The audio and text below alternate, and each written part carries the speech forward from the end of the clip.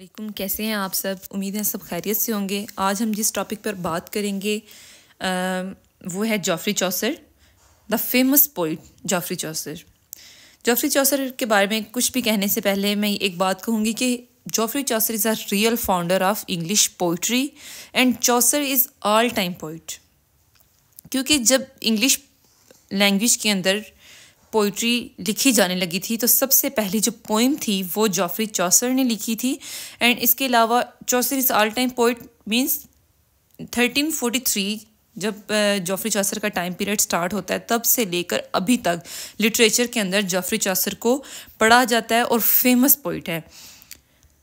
Geoffrey Chaucer was an English poet, author and diplomat होता है सफ़ीर। He is also often called the father of English literature.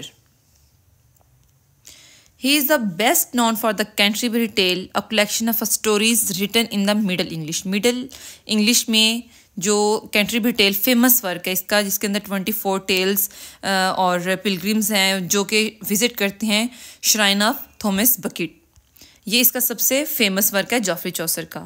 अब अगर बात करें early life and career of Geoffrey Chaucer, तो इसमें हम बात करेंगे कि जॉफ्री चौसर पैदा हुआ था एक वेल्थी लंदन फैमिली में तक लाइकली 1343 में, और serve as a page in a noble household which expose him to court life and literature.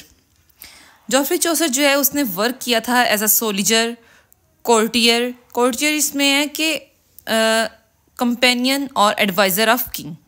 Diplomat मैंने आपको पहले बताया, सफ़ीर, सफारतकार, ये एक तरह से सियासतदान भी हम बोल सकते हैं। एंड गवर्नमेंट ऑफिशियल, ये जो सारे इसने वर्क किए हैं इनसे इसने एक्सपीरियंस गेन किया चौसर ने, और जो कि उसकी राइटिंग को इन्फ्लुएंस करता है। इसके बाद हम बात करेंगे जॉफ्री चौसर के मेजर वर्क्स की।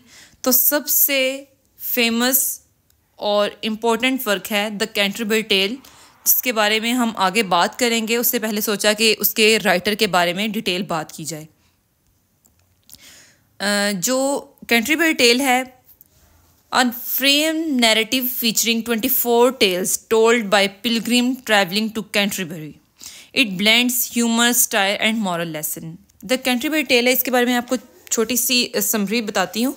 वो ये कि जो कैंटरबरी टेल थी उसमें पिलग्रिम्स ने विज़िट किया था श्राइन ऑफ थॉमस बकेट को, और इसमें बात ये हुई थी कि जो पिलग्रिम्स हैं वो रास्ते में आते और जाते, यानी जाते हुए श्राइन पर और वापसी पर एक दूसरे को स्टोरीज सुनाएंगे। और फिर उन स्टोरीज़ को चौसर ने जो है वो ऑब्ज़र्व किया, उनको बहुत जो है ना वो ब्रीफली उसने फिर डिस्कस किया उन करैक्टर्स को जो उन्होंने स्टोरीज सुनाई थी। वो फिर जो है ना वो चौसर ने कैंटरबरी टेल्स के अंदर लिखी। क्योंकि चौसर की डेथ हो गई थी और उस वजह से तकरीबन जो है कुछ स्टोरीज़, कुछ टेल्स जो है वो चौसर ने नहीं लिखी।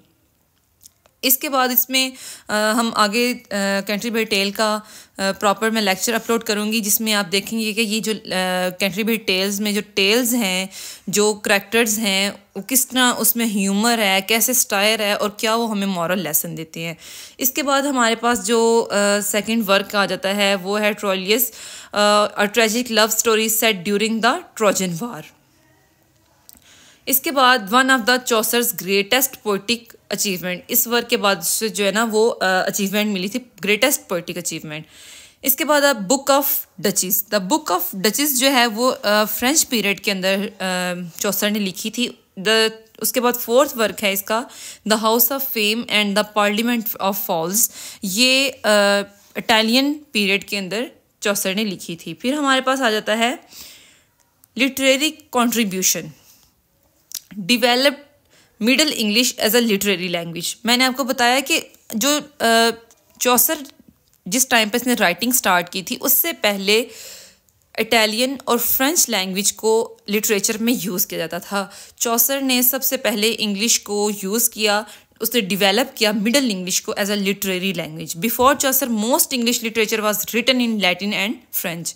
ही popularised English as a medium for serious poetry. इसके बाद हम बात करेंगे use of iambic pentameter. His verses styles influence later poets including Shakespeare भी इन्फ्लुएंस हुआ था इसके पोइट वर्सेस स्टाइल से। इसके बाद हम बात करेंगे डेथ एंड लेजेसी की। डाइड इन 1400 में इसकी डेथ हुई थी एडी में and was buried in the Westminster Abbey, becoming the first poet entered in what is now known as poets corner. इसके बाद हमारे पास आ जाता है 3 पीरियड्स आ जाते हैं जॉफ्री चौसर के। फ्रेंच पीरियड है, इटालियन पीरियड है और इंग्लिश पीरियड है। Geoffrey Chaucer's literary career is often divided into 3 periods based on the influence and styles he adopted from different tradition, French, Italian and English period। जैसे मैंने आपको पहले ऊपर बताया है, जिस तरह हमारे पास एक पोइम थी, ये वर्क के अंदर मैंने आपको बताई थी, sorry, the book of the Duchess, ये उसने लिखी थी फ्रेंच में। उसके अलावा house of fame and the parliament of fowls, ये इसने इटालियन अपने पीरियड के अंदर लिखी थी और उसके अंदर इन्फ्लुएंस भी, उसके ट्रेडिशन उसके अंदर जो उसने फॉलो किए थे वो सब भी उसी टाइम पीरियड से ही लिए गए थे।